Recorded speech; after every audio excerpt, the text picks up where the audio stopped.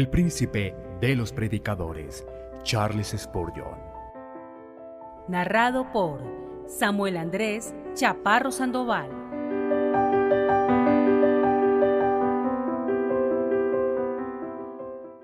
El corazón nuevo. Sermón predicado la mañana del domingo 5 de septiembre 1858 por Charles Haddon Spurgeon en Music Hall, Royal Surrey Gardens, Londres. Os daré corazón nuevo y pondré espíritu nuevo dentro de vosotros, y quitaré de vuestra carne el corazón de piedra, y os daré un corazón de carne. Ezequiel capítulo 36, versículo 26. He aquí un portento del amor divino. Cuando Dios hace a sus criaturas, lo que hace es bueno en gran manera. Si esas criaturas caen de la condición en que las creó, el Señor permite, como regla, que soporten la pena correspondiente a su transgresión, dejándolas que permanezcan en el lugar al que cayeron. Pero Dios hace aquí una excepción. El hombre caído, creado puro y santo por su Hacedor, se rebeló voluntaria y depravadamente en contra del Altísimo, y perdió su primer estado. Pero he aquí, Él experimenta una nueva creación por medio del poder del Espíritu Santo de Dios. Contemplen este prodigio y maravíllense. ¿Qué es el hombre comparado con un ángel? ¿Acaso no es un ser pequeño e insignificante? Y a los ángeles que no guardaron su dignidad, sino que abandonaron su propia morada, los ha guardado bajo oscuridad, en prisiones eternas, para el juicio del gran día. Dios no tuvo misericordia de ellos, los hizo puros y santos, y debían permanecer así, pero como se rebelaron voluntariamente, los abatió de sus resplandecientes asientos para siempre, y sin hacerles ninguna promesa de misericordia, los encadenó fuertemente con los grillos del destino, para que sufran en el tormento eterno. Pero asómbrense, oh cielos, el Dios que destruyó a los ángeles se inclina desde su altísimo trono en la gloria para hablarle al hombre, su criatura, y le dice esto: ahora tú has caído de mi gracia al igual que los ángeles, te has descarriado gravemente y te has apartado de mis caminos, pero he aquí, yo voy a enmendar el daño hecho por tu propia mano. No lo hago por ti, sino por amor de mi nombre. Habiéndote creado una vez, tú atrajiste la ruina sobre ti mismo, pero yo te voy a crear otra vez. Pondré mis manos en la obra una segunda vez. Una vez más darás vueltas en la rueda del alfarero, y yo te haré a ti un vaso para honra, para hacer notorias las riquezas de mi gloria. Quitaré tu corazón de piedra, y te daré un corazón de carne. Te daré un corazón nuevo, y pondré espíritu nuevo dentro de ti. ¿Acaso no es un portento de la soberanía divina y de la gracia infinita que los poderosos ángeles fueran arrojados al fuego eterno y que Dios hiciera un pacto con el hombre, estableciendo que lo renovará y lo restaurará? Y ahora, mis queridos amigos, voy a procurar mostrar hoy, en primer lugar, la necesidad de la grandiosa promesa contenida en mi texto, que Dios nos dará un corazón nuevo y un nuevo espíritu, y después me esforzaré por mostrar la naturaleza de la grandiosa obra que Dios hace en el alma cuando cumple esta promesa. Y finalmente haré unos cuantos comentarios personales para todos mis oyentes. En primer lugar, mi trabajo consiste en procurar mostrar la necesidad de esta grandiosa promesa. El cristiano que ha nacido de nuevo y que ha sido iluminado no necesita que se le enseñe esto. Esta demostración es más bien para la convicción del impío y para el abatimiento de nuestro orgullo carnal. Oh, que el día de hoy el Espíritu, lleno de gracia, nos enseñe nuestra depravación y que seamos conducidos en consecuencia a buscar el cumplimiento de esta misericordia, que es verdadera y abundantemente necesaria si vamos a ser salvados. Ustedes notarán que en mi texto Dios no nos promete que mejorará nuestra naturaleza o que pondrá un remiendo en nuestros quebrantados corazones. No, la promesa es que nos dará nuevos corazones y espíritus rectos. La naturaleza es demasiado depravada para ser remendada. No se trata de una casa que necesita de unas cuantas reparaciones por alguna teja caída del techo por aquí o por allá, o por un pedazo de yeso caído del cielo raso. No, la casa está podrida por completo y los propios cimientos han sido socavados. No hay un solo trozo de madera que no esté carcomido por el comején, desde el techo más alto hasta su más profundo cimiento. Toda la casa se encuentra en mal estado, hay podredumbre por doquier y está a punto de desplomarse. Dios no intenta repararla. Él no apuntala las paredes ni repinta su puerta, no la adorna ni la embellece, sino que decide que la vieja casa debe ser arrasada y que construirá una casa nueva. Está demasiado destruida, repito, para ser reparada. Si solo se requiriese de unas cuantas reparaciones, podría hacerse.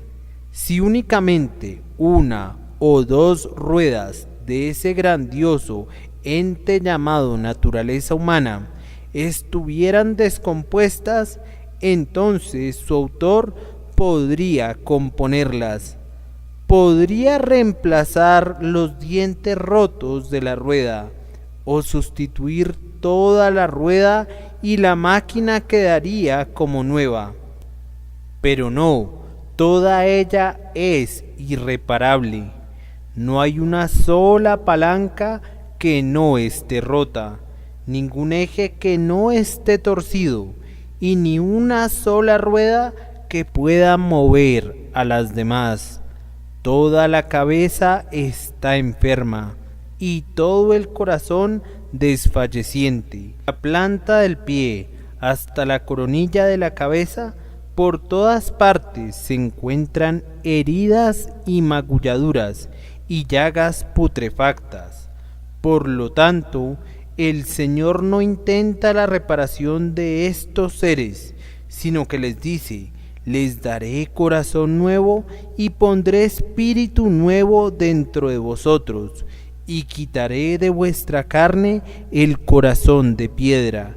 No intentaré ablandarlo, dejaré que siga siendo tan duro como siempre ha sido, pero lo quitaré y les daré un corazón nuevo, y será un corazón de carne.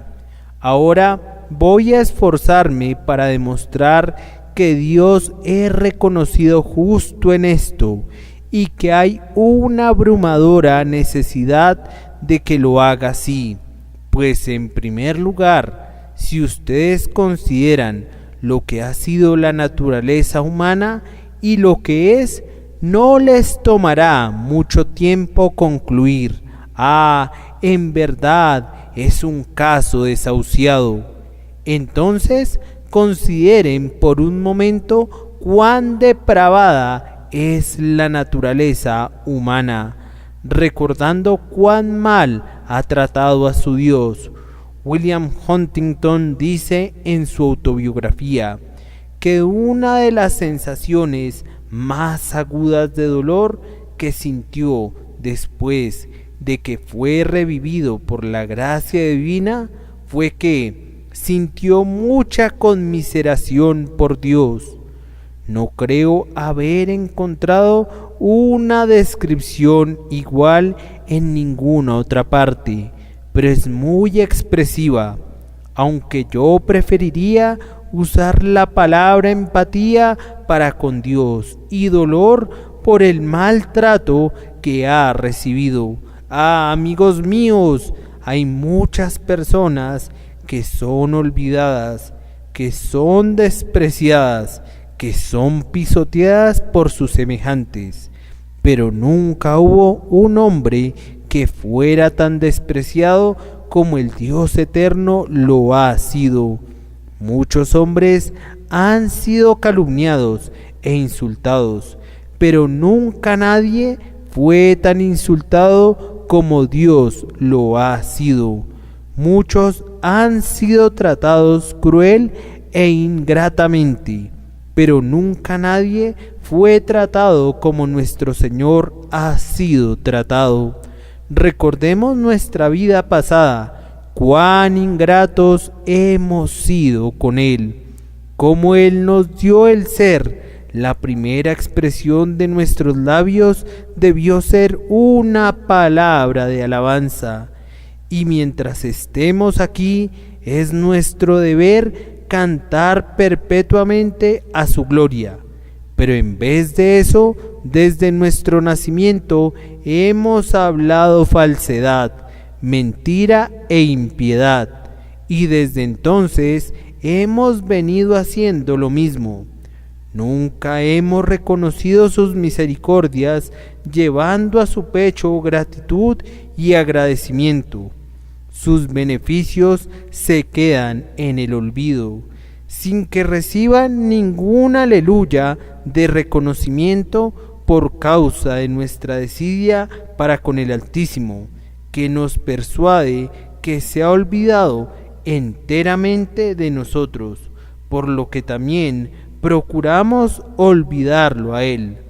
Tan pocas veces pensamos en Él que uno podría imaginar que no nos ha dado nunca un motivo para pensar en Él.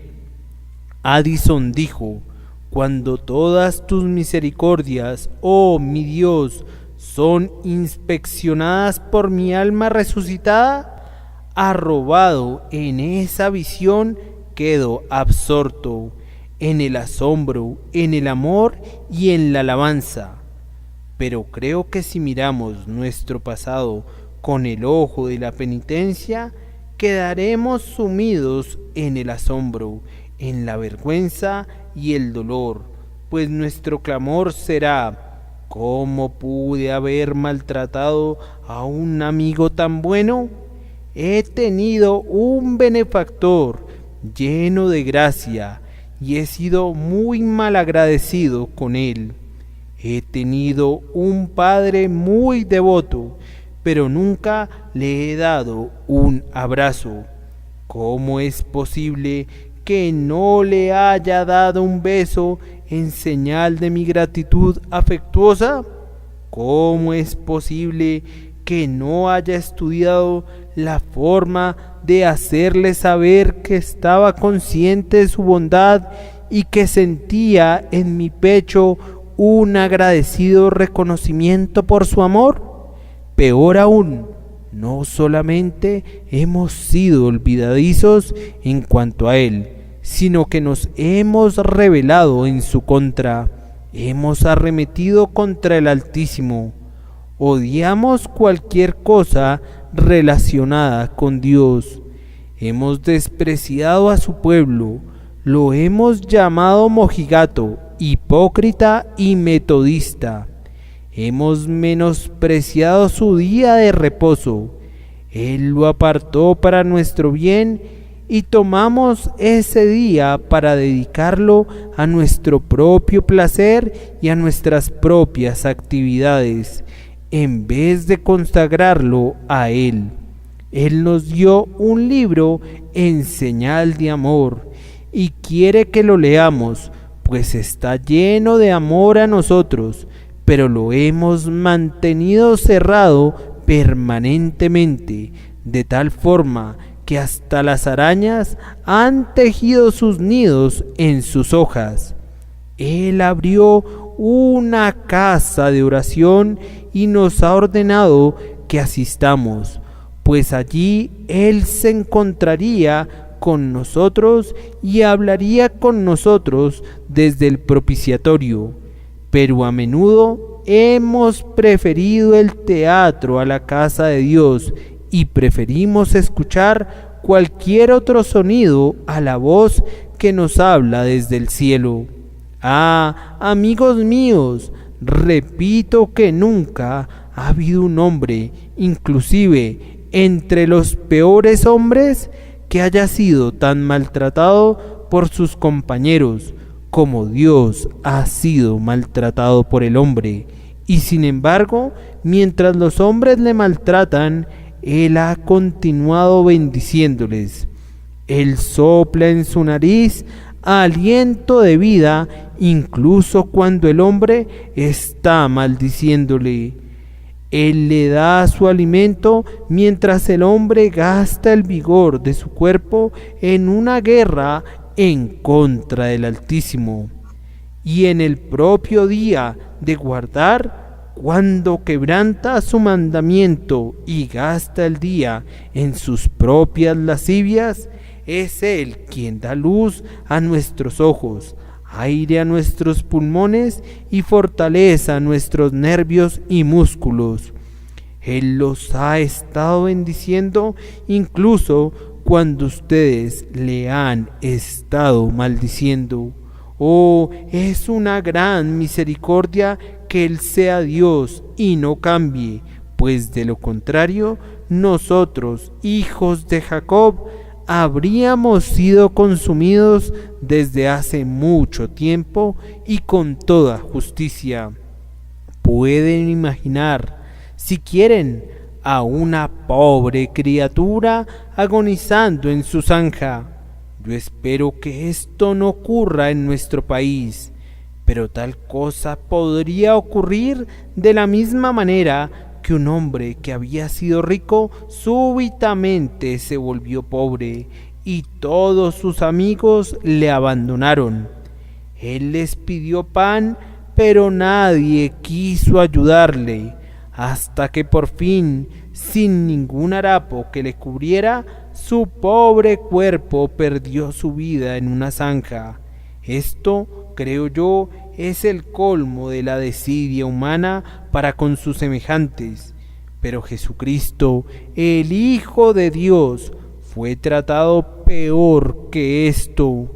Habría sido 1000 veces más caritativo para Él si le hubieran dejado morir abandonado en una zanja, pero eso habría sido demasiado bueno para la naturaleza humana.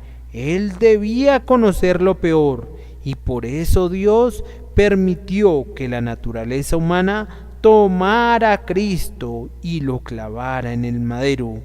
Él permitió que la naturaleza humana estuviera frente a Él y se burlara de su sed, y le ofreciera vinagre y le vituperara y le escarneciera en el colmo de sus agonías.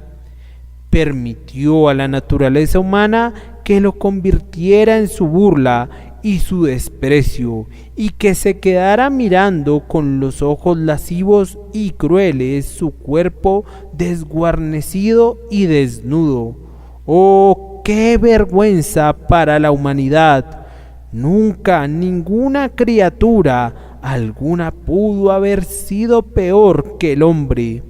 Las mismas bestias son mejores que el hombre, pues el hombre tiene todos los peores atributos de las bestias, pero carece de sus mejores atributos.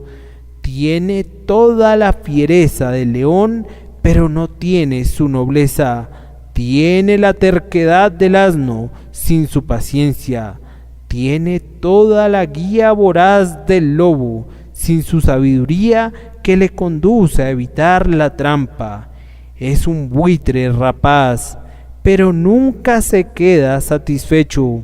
Es asimismo una serpiente con veneno de áspides bajo su lengua, pero que escupe su veneno tanto a corta como a larga distancia. Ah, si piensan en la naturaleza humana en cuanto a sus actos hacia Dios, dirán que es demasiado mala para ser corregida y debe ser hecha completamente nueva. Además, hay otro aspecto en el que podemos ver la pecaminosidad de la naturaleza humana: su orgullo. Esa es la peor característica del hombre, que sea tan orgulloso. Amados, el orgullo está entrelazado en toda la trama y la urdimbre de nuestra naturaleza, y sólo podremos deshacernos de él cuando estemos envueltos en nuestra mortaja. Es sorprendente que cuando oramos y procuramos usar expresiones de humildad, el orgullo nos traiciona. Hace muy poco tiempo, estando de rodillas, me descubrí usando expresiones como esta: «Oh Señor, me duelo delante de ti por haber sido alguna vez tan gran pecador como lo he sido. Oh, que me haya revelado y sublevado como lo he hecho. Aquí hay orgullo, pues ¿quién soy yo? ¿Qué había de sorprenderte en ello? Yo debía saber que era tan pecador que no era sorprendente que me descarriaría. Lo sorprendente es que no haya sido peor, y en eso el crédito es de Dios, no mío. Así que cuando tratamos de ser humildes, podemos estar apresurándonos insensatamente a los brazos del orgullo. Qué cosa tan extraña es ver a un ser depravado, pecador y culpable, que esté orgulloso de su moralidad. Y sin embargo, eso es algo que podemos ver cada día. El hombre, cuando es un enemigo de Dios, está orgulloso de su honestidad, aunque le esté robando a Dios. Está orgulloso de su castidad, y sin embargo, si conociera sus propios pensamientos, descubriría que están llenos de lascivia e inmundicia. Está orgulloso del elogio de sus semejantes, cuando él mismo sabe que tiene el remordimiento de su propia conciencia y la reconvención del Dios Todopoderoso. Pensar que un hombre puede ser orgulloso cuando no tiene ningún motivo para ser orgulloso es extraño y extravagante. Una masa de barro viva, animada, manchada e inmunda, un infierno viviente, y sin embargo orgullosa de sí misma. Yo, un hijo depravado de aquel que robó en el antiguo huerto de su señor, y que se descarrió y que no quiso obedecer, de uno que cambió todas sus posesiones por el soborno despreciable de un fruto, y sin embargo que esté orgulloso de mi linaje, yo, que vivo de la caridad diaria recibida de Dios, que esté orgulloso de mi riqueza, aunque no tenga ni un centavo con el que bendecirme a mí mismo, a menos que Dios decida dármelo. Yo, que vine desnudo a este mundo y debo salir desnudo de él, yo, orgulloso de mis riquezas, qué cosa tan extraña, yo, un pollino de asno montés, un insensato que no sabe nada, que esté orgulloso de mis conocimientos. Oh, qué cosa tan extraña, que un necio llamado hombre se nombre a sí mismo doctor y se convierta a sí mismo en un maestro de todas las artes, cuando no lo es de ninguna, y se vuelve más necio cuando piensa que su sabiduría ha alcanzado la cima. Y oh, lo más extraño de todo, que el hombre que tiene un corazón engañoso, lleno de todo tipo de concupiscencias perversas y de adulterio y de idolatría y de lujuria, presuma ser un individuo de buen corazón y se precie de contar, al menos con buenos puntos, que merecen la veneración de sus semejantes, si no es que merece también alguna consideración del Altísimo. Ah, naturaleza humana, esta es entonces tu propia condenación, porque eres insensatamente orgullosa, cuando no tienes por qué ser orgullosa. Escribe Icabod sobre ella, traspasada en la gloria de la naturaleza humana para siempre, que sea quitada y que Dios nos dé algo nuevo, pues lo viejo no puede ser compuesto. La naturaleza humana es irremediable, insensata, decrépita e inmunda. Además, es muy cierto que la naturaleza humana no puede ser mejorada, pues muchos lo han intentado, pero siempre han fracasado. Quien trata de mejorar la naturaleza humana es como el que procura cambiar la posición de una veleta girándola hacia el este cuando el viento sopla en dirección oeste. Basta que quite su mano y la veleta retoma su lugar. Así he visto a muchos que tratan de controlar a su naturaleza. Él es un hombre de mal carácter y está tratando de controlarlo un poco y lo logra, pero vuelve a manifestarse el mal carácter, y si no se desahoga en el instante, y si las chispas no vuelan por todos lados, quemará sus huesos por dentro hasta ponerlos incandescentes con el calor de la malicia, y permanecerá dentro de su corazón un residuo de cenizas de venganza. He conocido algunos hombres que procuran hacerse religiosos y al intentarlo, lo único que logran es crear una monstruosidad, pues sus piernas son desiguales y caminan cojeando en el servicio de Dios. Son criaturas deformes y torpes, y cualquiera que les mire descubrirá pronto las inconsistencias de su profesión.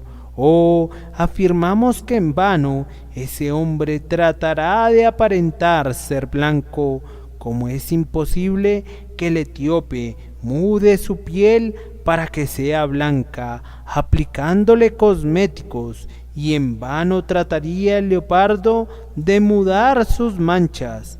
Igualmente es imposible que este hombre imagine que puede ocultar la depravación de su naturaleza por medio de algunos esfuerzos religiosos. Yo procuré mejorarme a mí mismo durante mucho tiempo, sin obtener buenos resultados. Cuando comencé a intentarlo, descubrí que tenía dentro de mí a un demonio, y luego, cuando dejé de intentarlo, tenía 10 demonios. En vez de volverme mejor, me volví peor. Ya tenía el diablo de la justicia propia, de la confianza en mí mismo, del orgullo y muchos otros que vinieron y me convirtieron en su hogar. Mientras estaba ocupado barriendo mi casa y arreglándola, he aquí que el diablo que buscaba deshacerme y que se había ido por una corta temporada, volvió y trajo consigo otros 7 espíritus más perversos que él, y entraron y habitaron en mí. Pueden intentar reformarse, queridos amigos, pero descubrirán que no podrán lograrlo, y recuerden que aunque pudieran, no sería la obra que Dios requiere. Él no acepta la reforma, Él quiere una regeneración, Él quiere un corazón nuevo y no un corazón que solo haya tenido una pequeña mejoría. Pero además, ustedes percibirán con facilidad que debemos recibir un corazón nuevo cuando consideren cuáles son las ocupaciones y gozos de la religión cristiana. La naturaleza que se alimenta de la basura del pecado y que devora la carroña de la iniquidad no puede ser la naturaleza que canta las alabanzas a Dios y que se regocija en su santo nombre. ¿Acaso esperan que aquel cuervo que se alimenta de la comida más repugnante tendrá toda la buena índole de la paloma y que podrá jugar con la muchacha en su aposento? No, a menos que conviertan al cuervo en paloma, pues mientras siga siendo un cuervo, sus viejas inclinaciones permanecerán en él y será incapaz de hacer algo por encima de su naturaleza de cuervo. Ustedes han visto al buitre atracarse con la carne más podrida hasta quedar harto, y ¿acaso esperan ver luego al buitre posando en el ramaje, cantando las alabanzas de Dios con su torpe chillido y con el graznido de su garganta? ¿Y acaso imaginan que le verán alimentándose del grano limpio como cualquier ave de corral, a menos que su carácter y su disposición cambien enteramente? Imposible. ¿Pueden imaginar que el león se eche junto al buey o que coma paja como el novillo mientras siga siendo un león? Podrán vestir al león con una piel de oveja, pero no lo convertirán en oveja a menos que lo despojen de su naturaleza de león. Pueden tratar de hacer mejor al león tanto como quieran. El mismo Van Hamburg, si hubiera logrado mejorar a sus leones durante 1000 años, no habría podido convertirlos en ovejas. Y podrán tratar de cambiar al cuervo o al buitre tanto como quieran, pero no podrán convertirlos en palomas. Debe haber un cambio total de carácter. Me preguntarán entonces, ¿es posible que un hombre que ha cantado las canciones lascivas del borracho y ha manchado su cuerpo con inmundicia y ha maldecido a Dios, cante sentidas alabanzas al Dios del cielo, igual que la persona que ha amado los caminos de pureza y de comunión con Cristo? Respondo, no, nunca, a menos que su naturaleza sea cambiada enteramente, pues si su naturaleza sigue siendo lo que es, no importa cuánto intente cambiarla, no obtendrá ningún resultado positivo, en tanto que su corazón sea lo que es. Nunca podrá gozar de los elevados deleites de la naturaleza espiritual del Hijo de Dios. Por tanto, amados, ciertamente debe implantarse en nosotros una nueva naturaleza.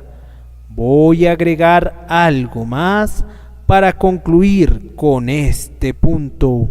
Dios aborrece la naturaleza depravada y por tanto debe ser quitada antes de que podamos ser aceptos en Él. Dios no odia tanto nuestro pecado como odia nuestra propia pecaminosidad. No es el desbordamiento de la fuente, es el pozo mismo.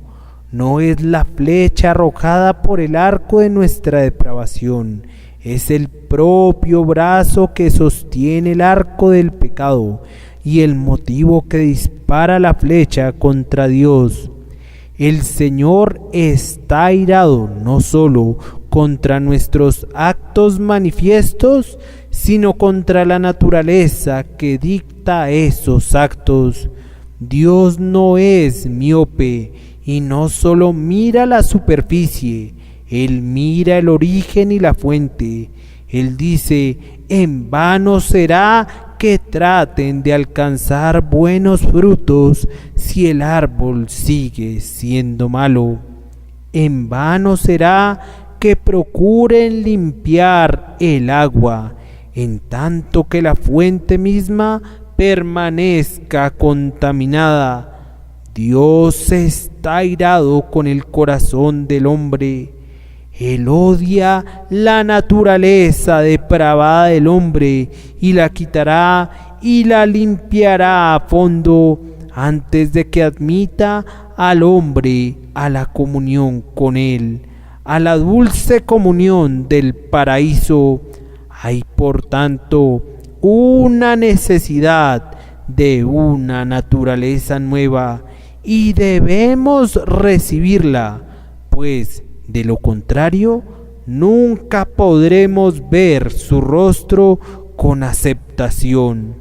Y ahora tendré la gozosa responsabilidad de mostrarles, en segundo lugar, la naturaleza de este gran cambio que el Espíritu Santo obrará en nosotros. Y doy inicio haciendo la observación que es una obra divina de principio a fin. Dar al hombre un corazón nuevo y un nuevo espíritu es obra de Dios y únicamente de Dios. El arminianismo se desploma cuando llegamos a este punto. Nada funciona aquí excepto la vieja verdad que los hombres llaman calvinismo. La salvación es solo de Jehová. Esta verdad soporta la prueba de las edades y no podrá ser conmovida nunca, porque es la verdad inmutable del Dios vivo. Y a lo largo de todo el camino de la salvación tenemos que aprender esta verdad, pero especialmente cuando nos encontramos aquí, en este punto particular e indispensable de la salvación, la implantación de un nuevo corazón en nosotros. Esa debe ser la obra de Dios. El hombre tal vez pueda reformarse a sí mismo. Pero ¿cómo se puede dar a sí mismo un nuevo corazón?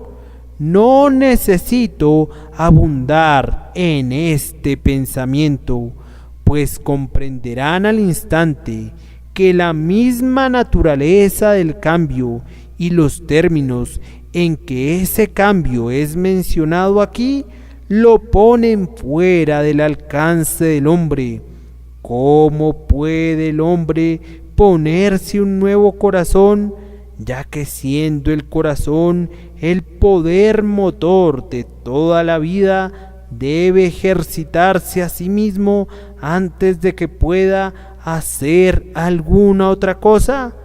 Pero, ¿cómo pueden los esfuerzos de un viejo corazón producir un nuevo corazón?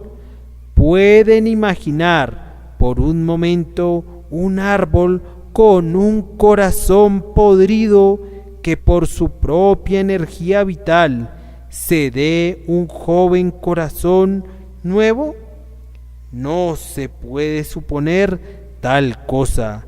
Si su corazón estuviera bien originalmente y los defectos estuvieran localizados en alguna rama del árbol, pueden concebir que el árbol, por medio del poder vital de la savia dentro de su corazón, rectifique el problema.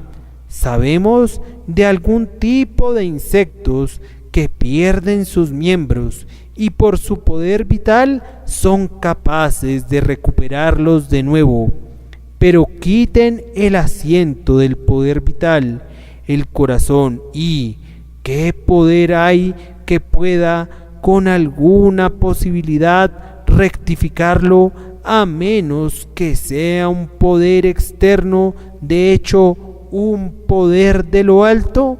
Oh, amados, todavía no ha existido el hombre que haya avanzado ni un ápice en el camino de producir un nuevo corazón. El hombre debe permanecer pasivo en este proceso. Posteriormente se volverá activo, pero en el momento en que Dios pone una nueva vida en el alma, el hombre es un sujeto pasivo. Y si acaso hay alguna actividad, es una resistencia activa en su contra, hasta que Dios, por medio de una gracia victoriosa e irresistible, ejerce el señorío sobre la voluntad del hombre. Además, este es un cambio inmerecido. Cuando Dios pone un nuevo corazón en el hombre, no es porque el hombre merezca un nuevo corazón, no es porque haya algo bueno en su naturaleza por lo que Dios le da un nuevo espíritu. El Señor simplemente le da al hombre un corazón nuevo porque así le agrada. Esa es su única razón. Pero podrías comentar: supón que un hombre clame por un corazón nuevo. Yo respondo: nadie clamó alguna vez por un corazón nuevo antes de recibirlo, pues el clamor por un corazón nuevo demuestra que hay un nuevo corazón. Pero dirá alguien: ¿no debemos buscar un espíritu recto? Sí, yo sé que es tu deber buscarlo, pero igualmente sé que es tu deber que no cumplirás nunca. Se les ordena que tengan nuevos corazones, pero yo sé que no los tendrán nunca, a menos que Dios se los dé. Tan pronto como empiezan a buscar un nuevo corazón, hay una evidencia presuntiva que el nuevo corazón ya está allí, en germen, pues no había podido germinar esta oración a menos que las semillas no estuvieran antes allí. Pero, dirá uno, supón que el hombre no tiene un nuevo corazón, pero que sinceramente lo buscará, lo recibirá. No debes hacer suposiciones imposibles, en tanto que el corazón del hombre sea depravado y vil, no hará nunca tal cosa. Por tanto, no puedo decirte qué pasaría si hiciera lo que no hará nunca. No puedo responder a tus suposiciones, y si tú supones una dificultad, debes suponer también su solución. Pero el hecho es que nadie buscó jamás un corazón nuevo, ni lo buscará jamás, o un espíritu recto, hasta que, en primer lugar, la gracia de Dios comience a obrar en él. Si hay algún cristiano aquí que dio el primer paso para acercarse a Dios, que lo proclame al mundo. Nos enteraríamos por primera vez que ha habido un hombre que de antemano se acercó a su Hacedor. Pero yo nunca me he encontrado con un caso así. Todo el pueblo cristiano declara que Dios comenzó la obra, y todos ellos cantarán. Fue el mismo amor que preparó el festín, el que dulcemente me forzó a entrar, pues yo me habría resistido a probar y habría perecido en mi pecado. Es un cambio por gracia, gratuitamente dado sin ningún mérito por parte de la criatura, sin ningún deseo anticipado, ni buena voluntad precedente. Dios lo hace porque así le agrada, y no de conformidad a la voluntad del hombre. Además, es un esfuerzo victorioso de la gracia divina. Cuando Dios comienza la obra de cambiar el corazón, encuentra al hombre totalmente en contra de esa obra. El hombre por naturaleza da coces contra Dios y se resiste porque no quiere ser salvado. Yo confieso que nunca habría sido salvado si hubiera podido evitarlo. En tanto que pude, me rebelé y me sublevé y resistí a Dios. Cuando Él quería que yo orara, yo no oraba. Cuando Él quería que escuchara la voz del ministerio, yo no quería hacerlo. Y cuando oía la predicación y una lágrima rodaba por mis mejillas, yo la enjugaba y le desafiaba a que ablandara mi corazón. Cuando mi corazón había sido tocado un poco, yo procuraba distraerlo con placeres pecaminosos, y cuando eso no bastaba, intentaba la justicia propia, y no quería ser salvado hasta que fui cercado, y entonces Él me dio el golpe irresistible de la gracia, y no hubo forma de vencer ese vigor irresistible de su gracia. Conquistó mi voluntad depravada y me hizo encorvarme delante del cetro de su gracia. Y lo mismo sucede en cada caso. El hombre se rebela en contra de su Hacedor y Salvador, pero donde el Señor determina salvar, salvará. Dios recibirá al pecador si decide recibirlo. Ninguno de los propósitos de Dios ha sido frustrado jamás. El hombre procura resistir con todo su poder, pero todo el poder del hombre, aunque es tremendo para pecar, no es rival para el poder majestuoso del Altísimo cuando pasea en el carruaje de su salvación. Él, en efecto, salva irresistiblemente y conquista victoriosamente el corazón del hombre. Y, además, este cambio es instantáneo. La santificación de un hombre es obra de toda la vida, pero dar al hombre un corazón nuevo es obra de un instante, en un solitario segundo, más ligero que un relámpago. Dios pone un corazón nuevo en un hombre y lo convierte en una nueva criatura en Cristo Jesús. Puedes estar sentado en la banca donde estás ahora, siendo enemigo de Dios, albergando un corazón perverso dentro de ti, duro como una piedra y muerto y frío.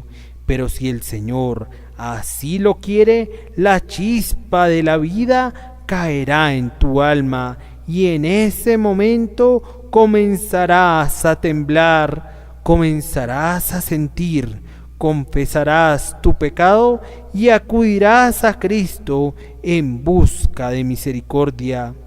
Otras partes de la salvación son completadas gradualmente, pero la regeneración es una obra instantánea de la gracia soberana, eficaz e irresistible de Dios.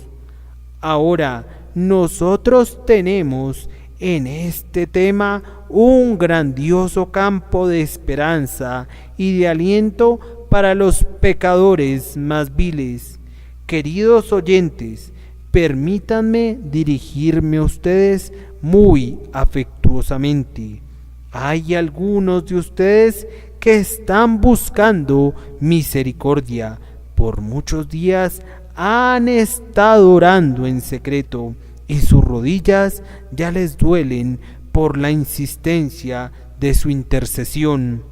Su clamor a Dios ha sido: crea en mí, oh Dios, un corazón limpio y renueva un espíritu recto dentro de mí. Permítanme consolarlos con esta reflexión.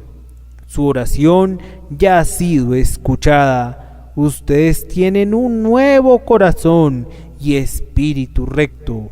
Tal vez no serán capaces de percibir la verdad de esta afirmación en los próximos meses. Por tanto, continúen en oración hasta que Dios haya abierto sus ojos para que vean que la oración ha sido respondida.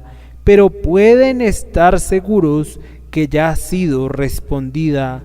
Si tú odias el pecado, no es tu naturaleza humana la que lo odia. Si anhelas ser un amigo de Dios, no es tu naturaleza humana la que así anhela.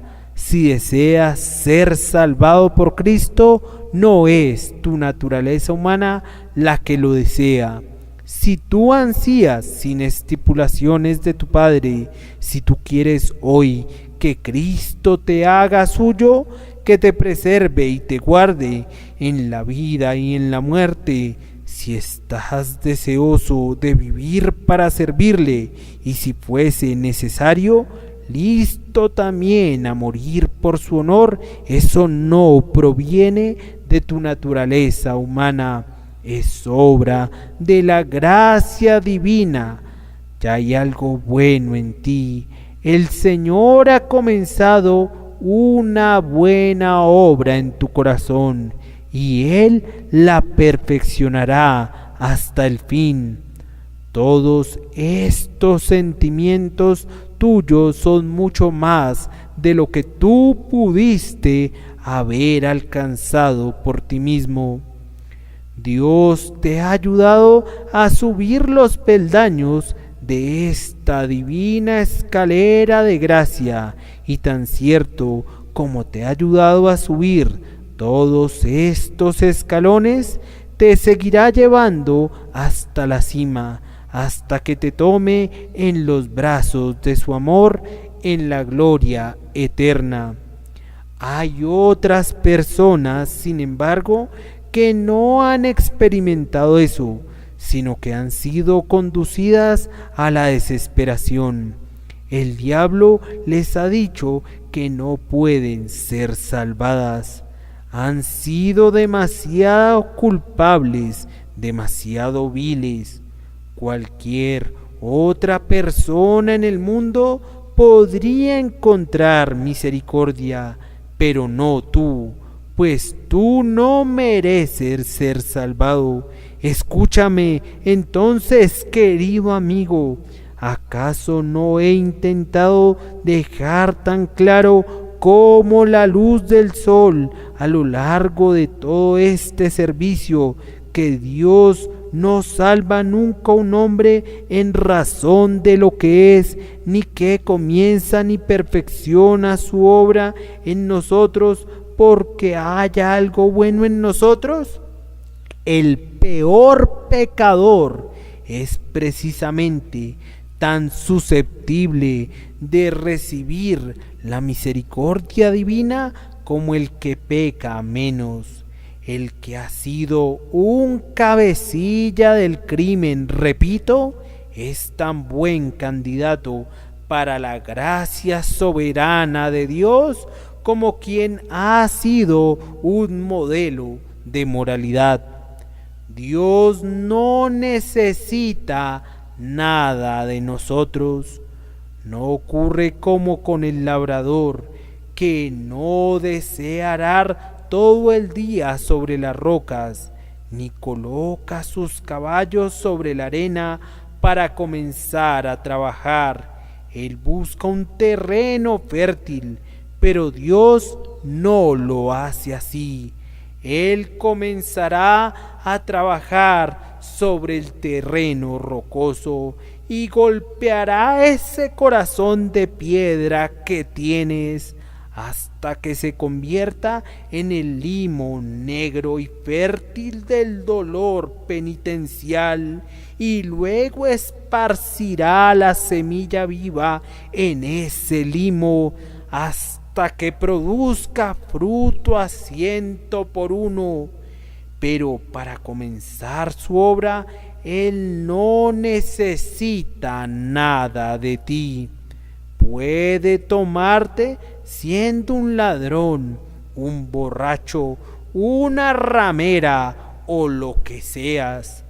Puede hacer que te pongas de rodillas y clames por misericordia para luego conducirte a vivir una vida santa y guardarte hasta el fin. O dirá alguien: yo desearía que hiciera así conmigo.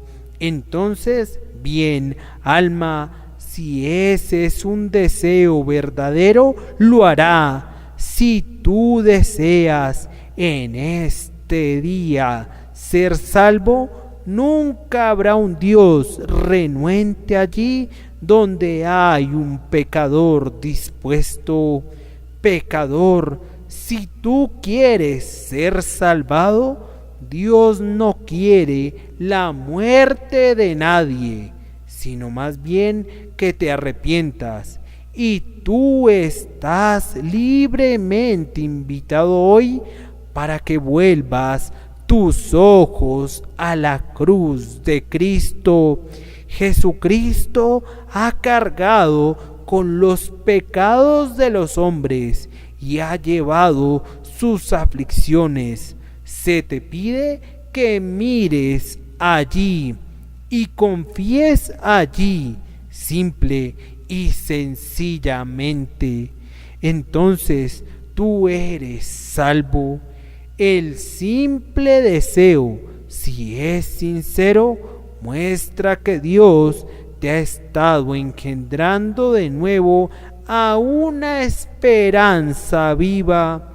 Si ese deseo sincero permanece, será evidencia abundante que el Señor te ha traído a Él y que tú eres y serás salvo. Y ahora cada uno de ustedes reflexione, ustedes que son inconversos, que todos nosotros estamos hoy en las manos de Dios. Merecemos ser condenados.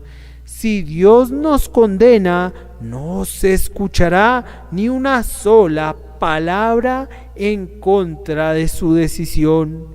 Nosotros no podemos salvarnos a nosotros mismos. Estamos enteramente en sus manos, como una mariposa que está entre sus dedos. Nos puede aplastar ahora si quisiera, o puede dejarnos ir y salvarnos. ¿Qué reflexiones deberían cruzar por nuestra mente si creyéramos eso? Deberíamos postrarnos tan pronto lleguemos a casa y clamar: grandioso Dios, sálvame, porque soy pecador. Sálvame, yo renuncio a todo mérito, pues no poseo ninguno. Merezco ser condenado. Señor, sálvame por Cristo tu Hijo. Y vive el Señor mi Dios, delante de quien estoy, que no habrá nadie que haga esto, que encuentre que mi Dios le cierre las puertas de la misericordia. Anímate y pruébale, pecador. Ve y pruébale. Cae hoy de rodillas en tu habitación y prueba a mi Señor. Prueba si no quiere perdonarte. ¿Consideras que es muy duro? Es mucho más amable de lo que tú imaginas. Piensas que es un Señor duro, pero no lo es. Yo pensé que era severo y airado, y cuando lo busqué me dije: seguramente, aunque acepte a todo el resto del mundo, a mí me rechazará. Pero sé que me tomó en su pecho, y cuando consideré que me despreciaría para siempre, dijo: yo deshice como una nube tus rebeliones, y como niebla tus pecados. Y me maravillé entonces, y me sorprendo todavía ahora. Pero lo mismo sucederá con ustedes. Solo pruébenlo, se los suplico. Que el Señor les ayude a probarle, y a Él sea la gloria, y para ustedes sea la felicidad y la bienaventuranza eternamente y para siempre.